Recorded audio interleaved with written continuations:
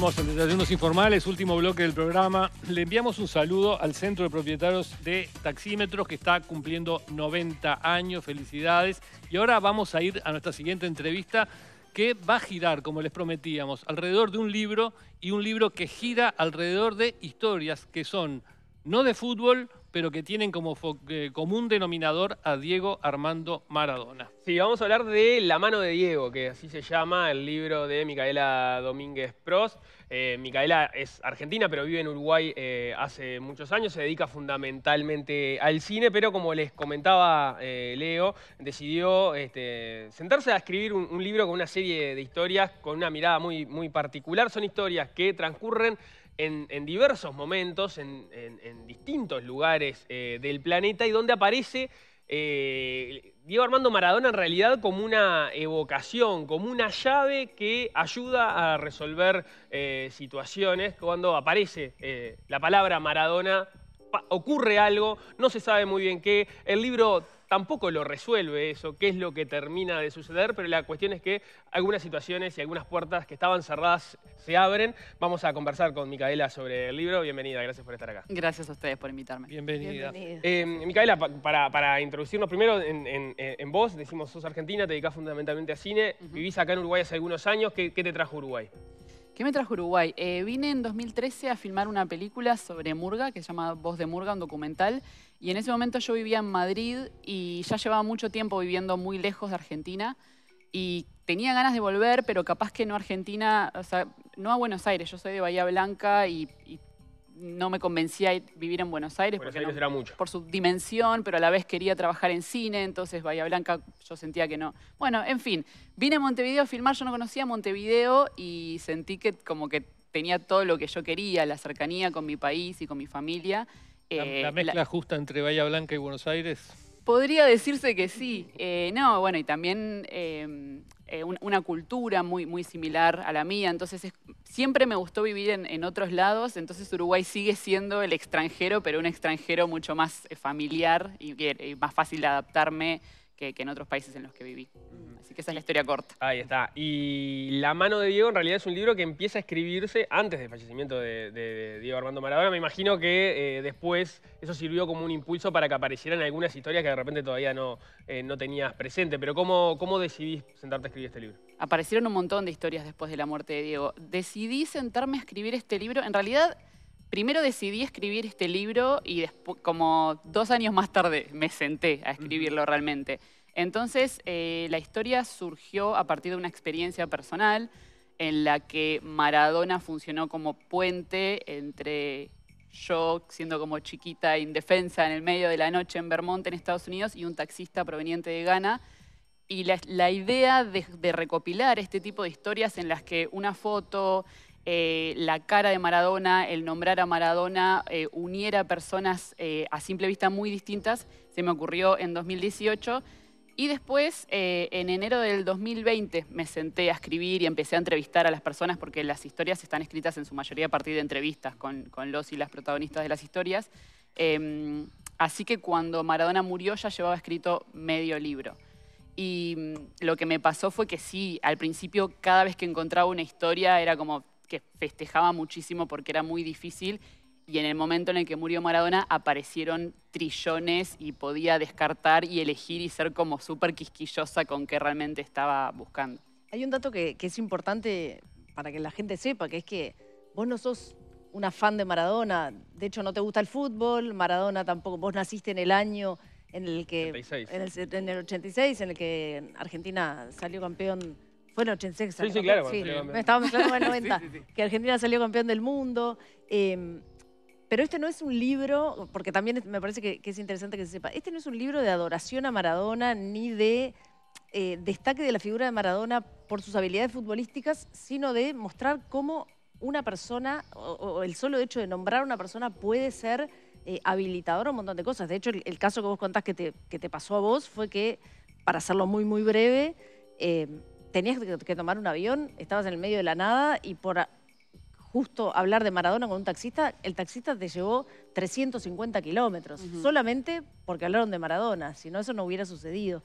Y hay otras historias que están muy buenas, por ejemplo la de los pericos, que me gustaría que si la podés brevemente contar para que la gente sepa cuál fue en ese caso el puente y después que lo lean, pero... La de Juanchi, los pericos cuentan que cuando ellos fueron a Jamaica, le pregunta a Juana Viale si no los discriminaban o los rechazaban por ser blancos cantando reggae, y Juanchi lo que cuenta es que en un principio sí, pero cuando decían, son de Argentina, son del país de Maradona, son como nosotros. Entonces, el hecho de, y que eso pasa con bastantes países, que en un principio piensan que Argentina es quizás más parecido a países europeos, pero Maradona representa como las clases más oprimidas en el mundo, entonces eso hace que muchas personas se vinculen con Maradona. Y si es como vos decís, yo a veces el libro lo veo en librerías en la sección de deportes y digo, ay, la gente que lo compre y espere leer deportes me va a llamar por teléfono tipo, che, me engañaste. Así que no es un libro de deportes, no sé realmente mucho sobre fútbol y tampoco es un libro que hable sobre Maradona. De hecho, Maradona aparece como personaje secundario en una historia y como casi un extra en otra, y en el resto no aparece él como figura realmente y ni se enteró de que estas historias sucedieron. Me interesa más lo que es... Sí, el impacto de un nombre, de un mito incluso, porque muchas de esas personas ni siquiera lo vieron jugar o sabían realmente, pero hay algo que genera que como decían, no lo termino de entender yo y tampoco lo resuelve el libro. Porque además está claro que por la diversidad de lugares donde ocurren muchas de estas historias, esa evocación de la palabra Maradona no significa lo mismo que para alguien en el Río de la Plata, ¿no? Que lo ha visto a Maradona. Maradona, después de que explotó, vivió una especie de reality show continuado donde los medios se ocupaban de él todos los días, donde conocíamos todos los pormenores de su vida privada.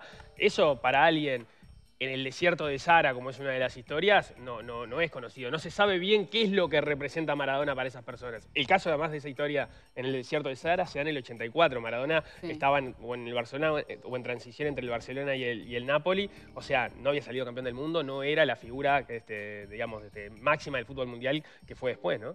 Sí, no se entiende ni siquiera cómo llegó o qué llegó, porque en una época como sin internet, sin demasiada televisión, yo no sé en países de África qué sabían sobre Maradona o si simplemente lo habían escuchado nombrar, capaz que ni siquiera le conocían la cara. En la historia de Corol, que Diego Corol se llama Diego Armando, yo creo que a él lo salvan porque sospechan que capaz que él es Maradona. O sea, como que no sé realmente por qué, o sea, qué entienden que significa Diego Armando, pero saben que esas palabras es como que, bueno, no te metas con alguien que se llama Diego Armando.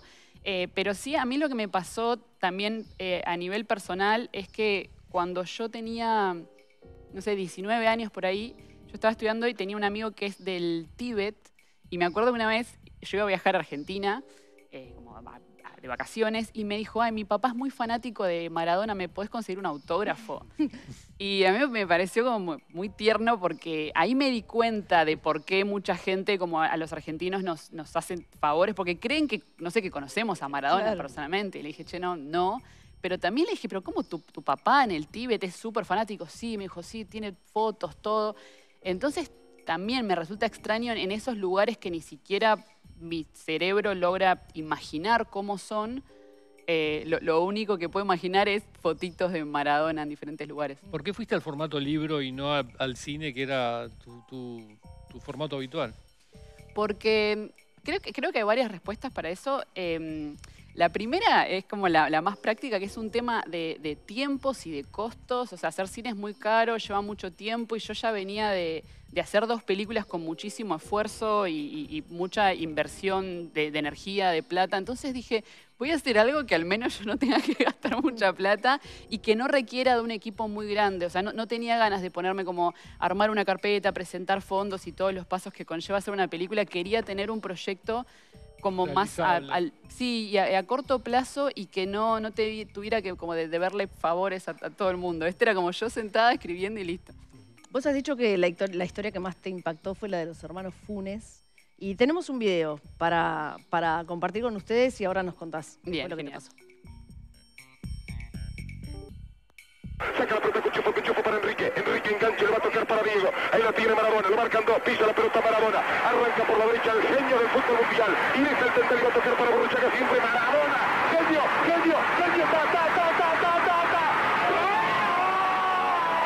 ¡Gol!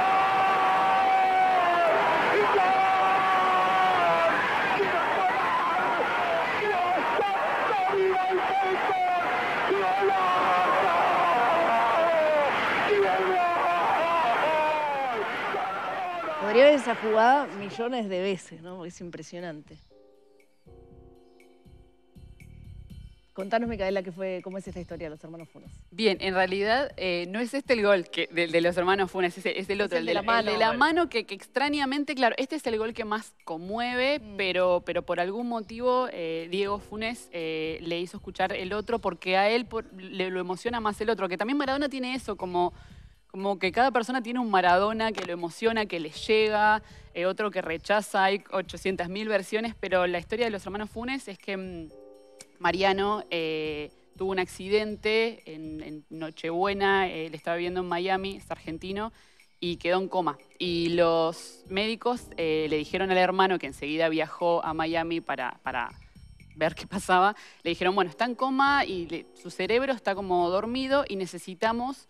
El cuento se llama El Chisporroteo porque usó la palabra Diego para contarme.